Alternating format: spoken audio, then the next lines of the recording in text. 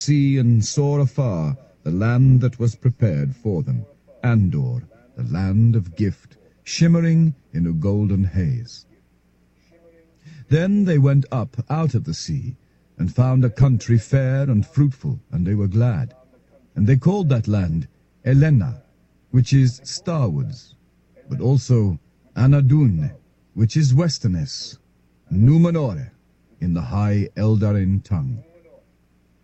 This was the beginning of that people that in the grey elven speech are called the Dunedain, the Numenorians, kings among men. But they did not thus escape from the doom of death that Iluvatar had set upon all mankind, and they were mortal still, though their years were long, and they knew no sickness ere the shadow fell upon them. Therefore they grew wise and glorious, and in all things more like to the firstborn than any other of the kindreds of men. And they were tall, taller than the tallest of the sons of Middle-earth, and the light of their eyes was like the bright stars. But their numbers increased only slowly in the land, for though daughters and sons were born to them, fairer than their fathers, yet their children were few. Of old, the chief city and haven of Numenor was in the midst of its western coasts, and it was called Andunia, because it faced the sunset. But in the midst of the land was a mountain tall and steep, and it was named the Meneltarma, the pillar of heaven, and upon it was a high place that was hallowed to Eru Iluvatar, and it was open and unroofed, and no other temple or fane was there in the land of the Numenorians. At the feet of the mountain were built the tombs of the kings, and hard by upon a hill was Armenelos, fairest of cities, and there stood the tower and the citadel that was raised by Elros, son of Earendil, whom the Valar appointed to be the first king of the Dunedain. Now Elros and Elrond his brother were descended from the three houses of the Edain, but in part also both from the Eldar and the Maiar. For Idril of Gondolin and Luthien, daughter of Melian, were their foremothers. The Valar indeed may not withdraw the gift of death which comes to men from Iluvatar, but in the matter of the half-elven, Iluvatar gave to them the judgment, and they judged that to the sons of Earendil should be given choice of their own destiny. And Elrond chose to remain with the firstborn, and to him the life of the firstborn was granted. But to Elros, who chose to be a king of men, still a great span of years was allotted, many times that of the men of Middle-earth. And all his line, the kings and lords of the royal house, had long life, even according to the measure of the Numenorians. But Elros lived 500 years, and ruled the Numenorians 400 years and 10. Thus the years passed, and while Middle-earth went backward and light and wisdom faded, the Dunedain dwelt under the protection of the Valar, and in the friendship of the Eldar, and they increased in stature both of mind and... For though this people used still their own speech, their kings and lords knew and spoke also the Elven tongue, which they had learned in the days of their alliance, and thus they held converse still with the Eldar, whether of Eressëa or of the westlands of Middle-earth. And the lore-masters among them learned also the high Eldarin tongue of the Blessed Realm, in which much story and song was preserved from the beginning of the world. And they made letters and scrolls and books, and wrote in them many things of wisdom and wonder in the high tide of their realm, of which all is now forgot. So it came to pass that, beside their own names, all the lords of the Numenorians had also Eldarin names, and the like with the cities and fair places that they founded in Numenor, and on the shores of the hither lands. For the Dunedain became mighty in crafts, so that if they had had the mind, they could easily have surpassed the evil kings of Middle-earth in the making of war and the forging of weapons. But they were become men of peace.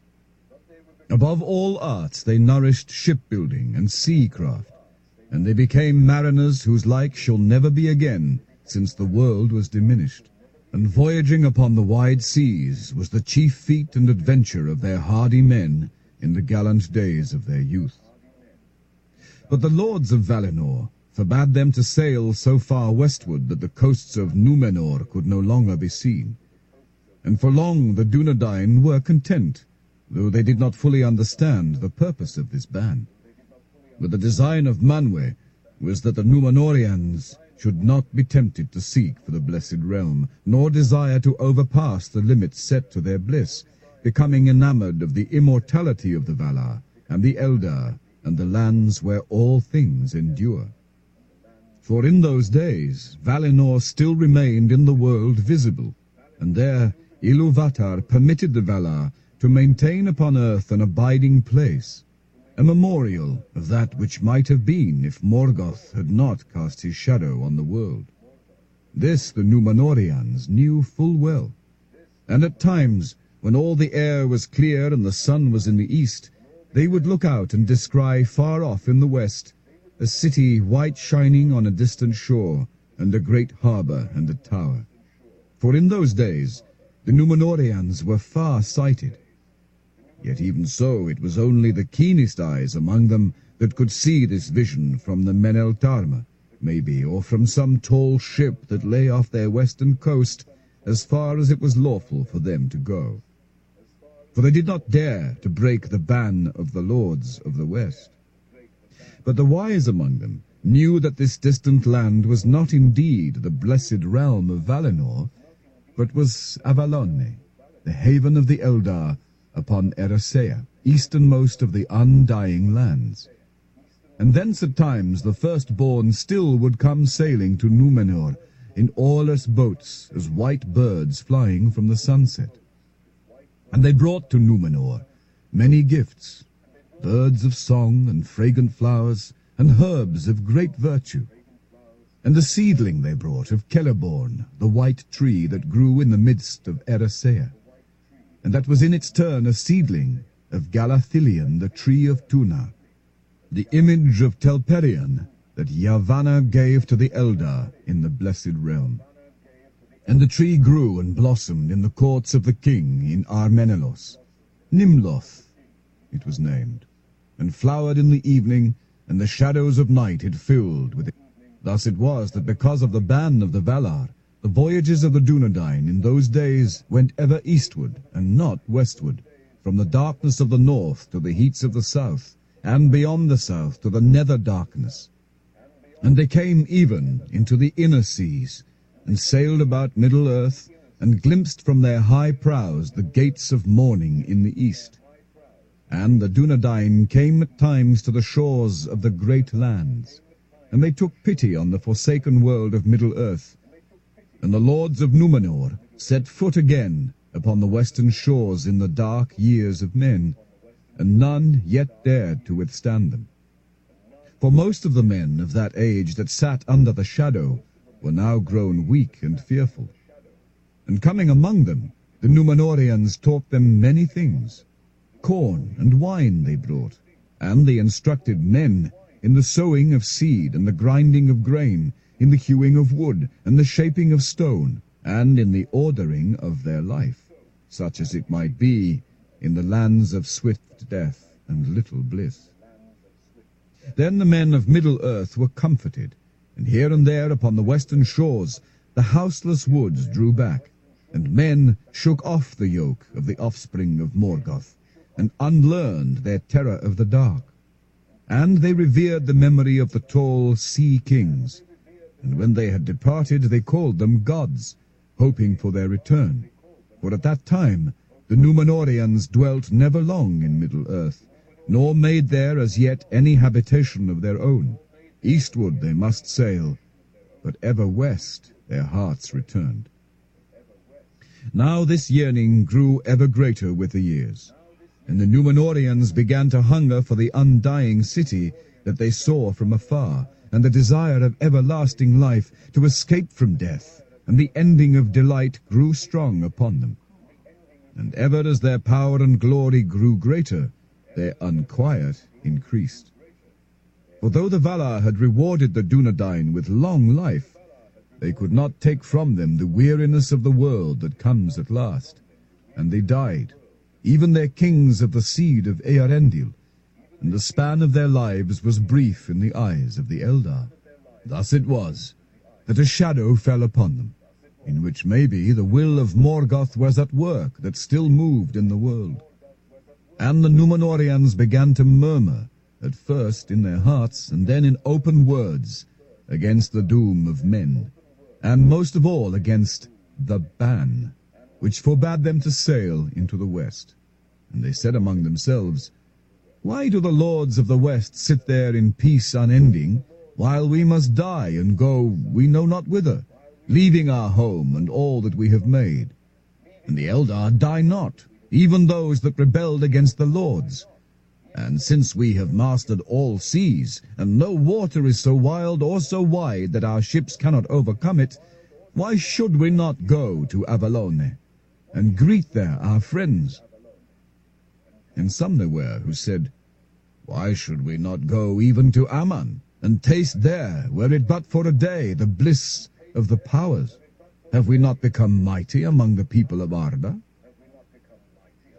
The Eldar reported these words to the Valar, and Manwë was grieved, seeing a cloud gather on the noontide of Númenor. And he sent messengers to the Dunedain, who spoke earnestly to the king and to all who would listen, concerning the fate and fashion of the world. "The doom of the world," they said, "one alone can change, who made it? And were you so to voyage that, escaping all deceits and snares, you came indeed to Aman, the blessed realm, little would it profit you. For it is not the land of Manwë that makes its people deathless, but the deathless that dwell therein have hallowed the land.